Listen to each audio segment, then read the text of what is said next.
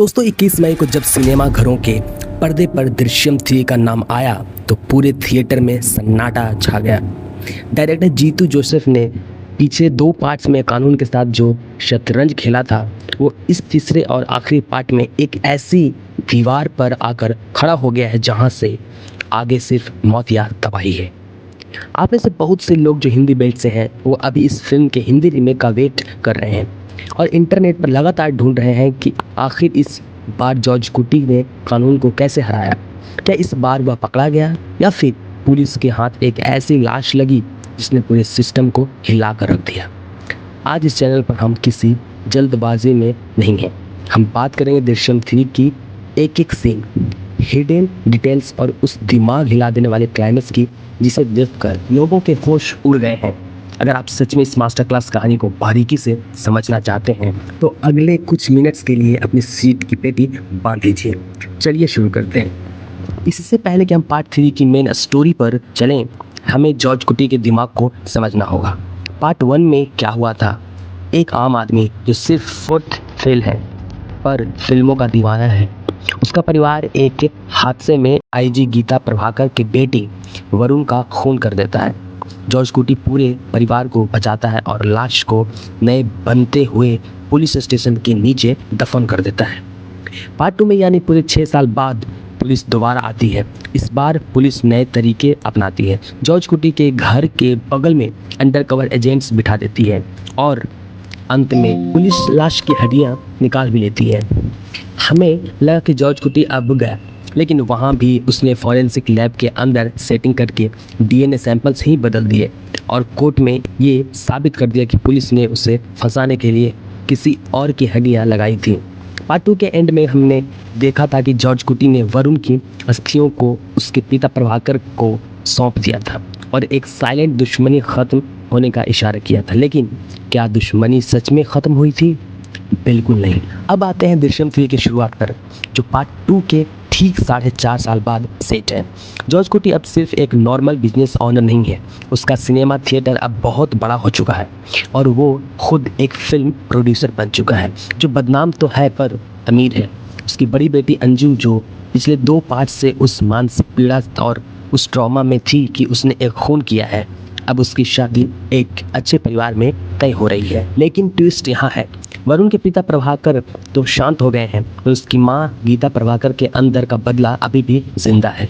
उन्होंने क्वाइटली एक नए सनकी और होशियार आईपीएस ऑफिसर को इस केस पर लगाया है। इस बार पुलिस जॉर्ज कुटी पर हाथ नहीं डालती।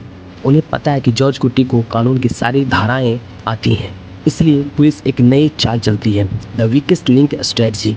वो जॉर्ज कुटी के बिजनेस पार्टनर्स, उसका टैक्स रिकॉर्ड्स और उसकी बेटी अंजू के दोस्तों पर नज़र रखना शुरू करते हैं और उन्हें पता चलता है कि अंजू अभी भी डर के मारे सोते में चिल्लाती है। खेल तब पलटता है जब अंजू की शादी वाले घर में पुलिस एक नए फॉरेंसिक इन्वेस्टिगेशन की रिपोर्ट लेकर पहुंचेगी। पुलिस को पता चलता है कि जब जॉर्ज कुटी ने डीएनए बदला था तो फॉरेंसिक लैब का जो हेल्पर था उसने एक डायरी में उस रात की एंट्री लिखी हुई थी। ये सबूत सीधा जॉर्ज कुटी के गले तक पहुंच जाता है। जब आईपीएस ऑफिसर अंजू को मेंटल प्रेशर देकर तोड़ने की कोशिश करता है तो अंजू का मानसिक संतुलन पूरी तरह बिगड़ जाता है। जॉर्ज कुटी को समझ आ जाता है कि इस बार कानून उसके परिवार को चित्र विचित्र कर देगा और यहाँ पर जॉर्ज कुटी एक ऐसा विचलित करने वाला कदम उठाता है जो किसी बाप ने नहीं सोचा होगा। वो कानून को भटकाने के लिए रात के अंधेरे में नए सबूतों के साथ छेड़छाड़ करता है, पर इस बार कानून उसे 2 कदम आगे है। पुलिस उसे रंगे हाथों सबूत मिटाते हुए पकड़ लेती है। जॉर्ज कुटी को हथौड़ा चलाते हुए अरेस्ट कर लिया जाता है। अब आता है फिल्म का सबसे बड़ा कोर्टरूम ड्रामा जो लगभग 25 मिनट चलता है। जॉर्ज कुटी कोर्ट के कटघरे में खड़ा है। पूरा शहर उसे एक शातिर रंगे हाथ पकड़ा गया मुजरिम देख रहा है। जज जब उससे पूछते हैं तो जॉर्ज कुटी बिना किसी डर के अपना गुनाह कबूल कर लेता है। वो कहता है कि हाँ, सारे खून मैंने किए हैं, मेरे परिवार को कोई हाथ नहीं है। लेकिन तभी जॉर्ज कुटी का लॉयर एक ऐसे फॉरेंसिक रिपोर्ट पेश करता है जो पूरे कोर्टरूम के होश उड़ा देती है। जॉर्ज कुटी ने जो रात को सबूत मिटाने की कोशिश की थी वो दरअसल पुलिस का लगाया हुआ एक ट्रैप था और जॉर्ज कुटी को पहले से पता है कि उस पर नज़र रखी जा रही है। उसने जानबूझकर खुद को पकड़वाया। ताकि वो कोर्ट में साबित कर सके कि पुलिस पिछले 10 सालों से एक आम परिवार को मानसिक रूप से हैरेस कर रही है, जिसकी वजह से उसकी बेटी अंजू हॉस्पिटल में अधमरी हालत में पहुंच गई है। कानून को सेल्फ डिफेंस और पुलिस हैरेसमेंट के ऐसे जाल में वो उलझा देता है कि जज के पास भी कोई रास्ता नहीं बचता। अंत में जॉर्ज कुटी कानून के आगे खुद को सरेंडर कर देता है ताकि उसकी बेटी और बीवी हमेशा के लिए आज़ाद हो सके। वो जेल चला जाता है, लेकिन क्या वो सच में जीत गया? जीतू जोसेफ ने इस बार दिखाया है कि हर परफेक्ट क्राइम की एक कीमत होती है। जॉर्ज कुटी का परिवार अब वो खुश परिवार नहीं रहा। वो आज़ाद तो है, पर डर और गिल्ट के अंधेरे में हमेशा के लिए खो चुके हैं।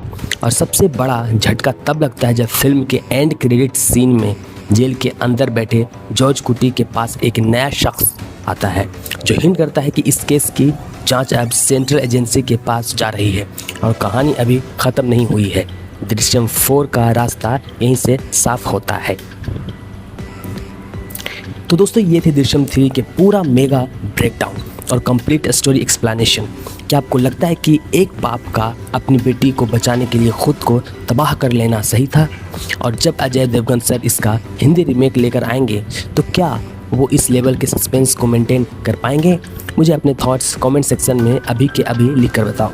अगर हमारी ये वीडियो मेहनत और डीप एनालिसिस आपको पसंद आई हो तो वीडियो को एक लाइक ज़रूर देना और इस चैनल को सब्सक्राइब किए बिना मत जाना। मिलते हैं एक और ब्लॉकबस्टर वीडियो में। जय हिंद।